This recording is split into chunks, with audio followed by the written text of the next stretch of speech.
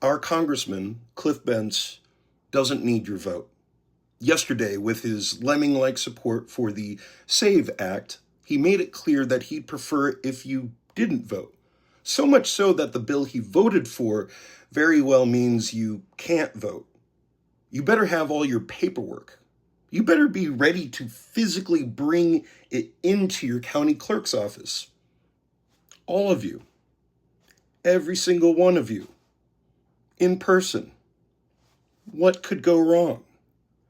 By the way, 2 million American citizens over the age of 65 are homebound, unable to leave the house. If you don't have a passport or your birth certificate, you won't be voting. You will be one of 21 million American citizens of voting age who don't have ready access to those documents. Left, right, center, Bentz wants to punish those people. This means that 300,000 Oregonians of all political persuasions will be disenfranchised. Oh, if you're planning to use your military ID to vote, you'll have to provide your service record. Another fine opportunity to insult your sacrifice for your country. You can get a passport for $130 if you have the money. Many voters don't. If you want to think ahead, apply for one now. They can take months to issue. If you are a registered voter and you change your address or you switch parties, you have to tell the federal government using these same document restrictions. Let's go postal. 7 million Americans vote by mail. Or they used to, I should say. Oh, do you vote by mail? No, you don't. Not anymore. Not if Cliff Bentz has his way. And if the mail is late, no matter the postmark, your ballot won't be counted after Election Day. Did you change your name? Did you take your spouse's last name? Be ready to bring a number of documents to explain that. Be ready to expose yourself unnecessarily. Almost 70 million women and 4 million men can count on needing to jump through this additional hoop. Many of them don't have the documents they are being asked for. 100,000 Oregon women will be impacted. Another provision discusses purging voter rolls constantly. Inactive voter registrations in Oregon were purged earlier this year by Oregon Secretary of State Tobias Reed, 800,000 names. Under the SAVE Act, this would happen every month. You might be tempted to think that's a good idea until you realize our government makes an immense amount of mistakes. And 1 month before elections, the federal government could accidentally purge legally registered voters and exclude them from voting by mistake. You might also be tempted to think that all these measures are necessary to rein in the rampant voter fraud our poor president has been contending with for decades.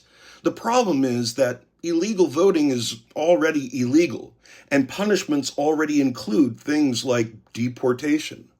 There have been efforts by other countries to meddle in our elections, but thankfully, Attorney General Bondi has dissolved the FBI's Foreign Influence Task Force. The State Department shut down its Counter Foreign Information Manipulation and Interference Hub. This makes America safer for Russia, China, Iran, and others to sow discord and foment political division and crater our faith in the democratic process. There's just no proof of the massive voter fraud in this country. Courts and independent agencies have confirmed this. The president has been screaming fire in a crowded theater for the better part of a decade without so much as a wisp of smoke. Now, if you consider votes cast by Americans of color or Democrats or women to be inherently fraudulent, that's because you're insane. Furthermore, your inability to prove the voter fraud points to a detachment from reality in preference of a racist, insular fantasy that is not compatible with the American way of life. Research conducted over the last few decades shows that voter fraud, a vast majority of the time, is committed by American citizens, not undocumented immigrants. Illegal votes cast by immigrants sit at less than a 1,000th% from a multi-decade sample, according to the Brennan Center of Justice. So why is the SAVE Act necessary?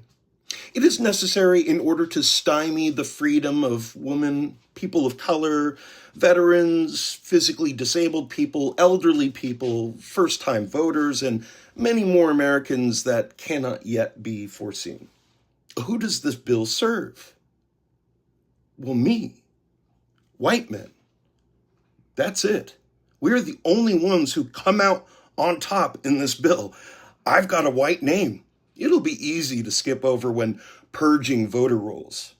I didn't serve my country, so I won't be punished for doing that. And my passport is valid through the midterms. It's all sorted for me. You? Cliff Bentz has 2 words for you. Guess. If you, my fellow American citizen, are watching this video and you don't look like me or have my paperwork or your original name like I do, Cliff Bentz desperately needs you to not matter. He needs you to give up. He needs you to submit. Please, for Cliff Bentz's sake, lie down and take it.